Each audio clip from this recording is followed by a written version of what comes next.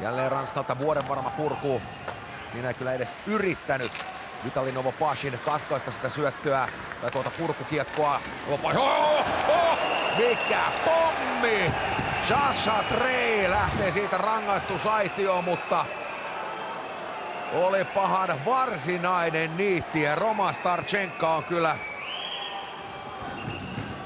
todellakin hämärään rajamaalla sellainen keskialueen pommi, että kyllä siinä vaiheessa kun Starchenko tähän maailmaan palaa, niin AC/DC:n Hells Bells kaikuu vielä korvissa kisojen päättymisen jälkeen. Oli pahan mielipuolinen töötti.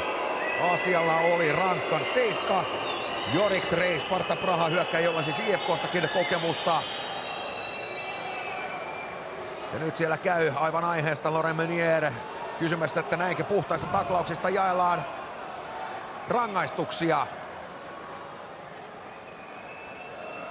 Nyt kaivattaisiin tietysti hidastusta, jotta nähtäisiin, oliko taklaus todellakin puhdas vai kohdistuuko päähän. Ensinnäkin tässä se tulee. Siinä pieni mies törmää isompaan mieheen, jälki on rumaa, kun pää on alhaalla.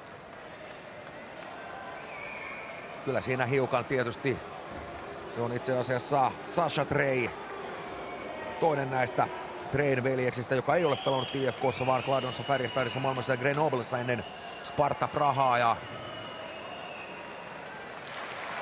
hän lähtee rangaistusaitioon, onneksi siinä ei Roman Starchenkolle käynyt loppujen lopuksi sen pahemmin. Mies saadaan tolpilleen. Ranska 77, Sacha Trey, ottelurangaistus, syy päähän kohdistuneesta taklauksesta 5+20, eli nyt joutuu päävalmentaja Dave Henderson pistämään ketjujaan uusiksi.